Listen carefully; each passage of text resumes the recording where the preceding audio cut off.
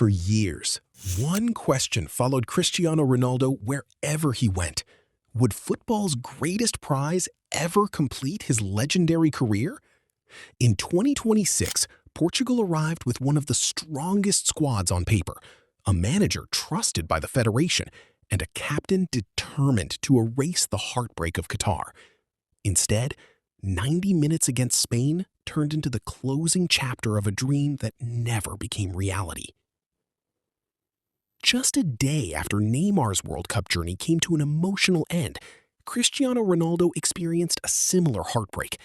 It was a painful reminder of December 2022, when both superstars left the tournament in tears only 24 hours apart. 4 years later, history repeated itself, but this time the feeling was even heavier. Everyone knew this was almost certainly the final World Cup appearance for two players who defined an entire generation.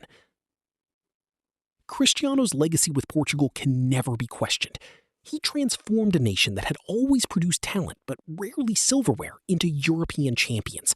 He lifted the UEFA European Championship, won 2 UEFA Nations League titles, shattered international scoring records, and inspired countless unforgettable moments. Yet one trophy remained beyond his reach. The FIFA World Cup continued to be the only mountain he could never conquer. That is why expectations were enormous before the tournament even began. Portugal possessed elite quality in nearly every position. Diogo Costa entered the competition as one of Europe's safest goalkeepers. Nuno Mendes, Vitinha, and João Neves arrived. The warning signs appeared immediately. Portugal opened against DR Congo and failed to convince, despite João Neves giving them the lead. The match ended level after an uninspiring display. The midfield struggled to control possession, creativity disappeared for long stretches, and Ronaldo received very little service. Instead of dominating a supposedly weaker opponent, Portugal looked disconnected. Things became even more complicated away from the pitch. Comments suggesting Cristiano should be treated like any other player and not always be the focal point quickly fueled debate. Questions about leadership, dressing room chemistry, and tactical identity suddenly surrounded a team that had entered the tournament as one of the favorites. Their response came against Uzbekistan. Portugal exploded with a convincing 5-0 victory, and Ronaldo reminded everyone why he remained dangerous by scoring twice.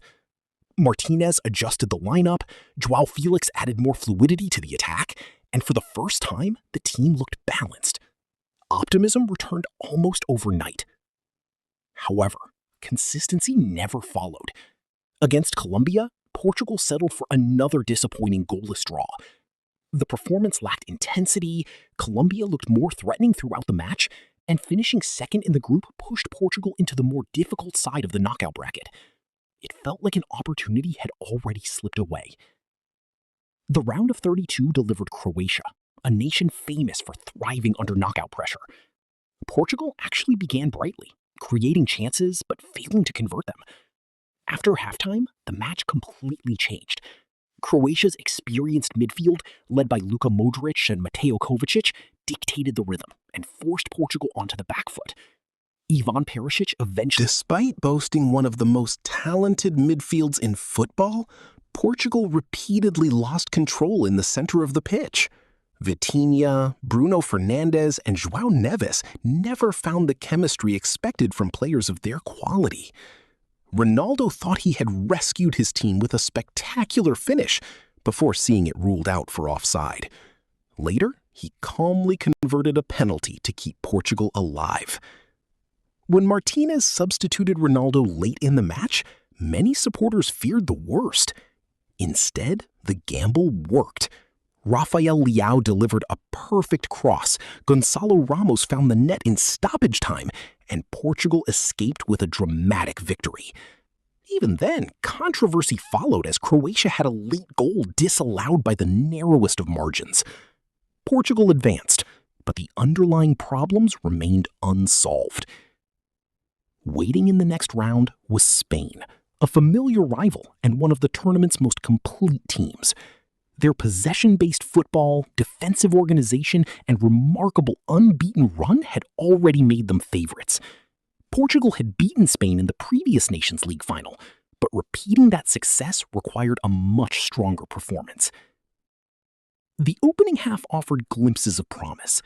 Portugal tried to attack, but with the clock approaching 90 minutes, Spain finally broke through.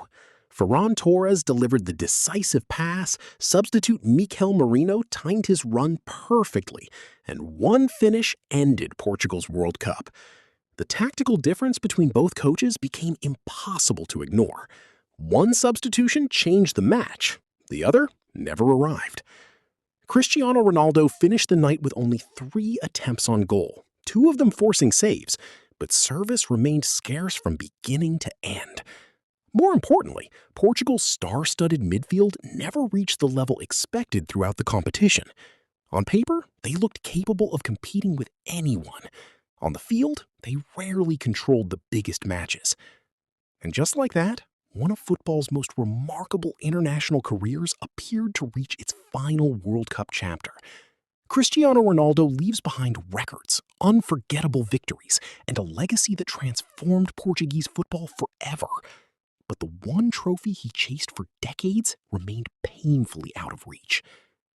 Do you believe Portugal wasted the best generation of talent in its history? Or was this simply Spain proving they were the stronger team when it mattered most? Let us know your thoughts in the comments below.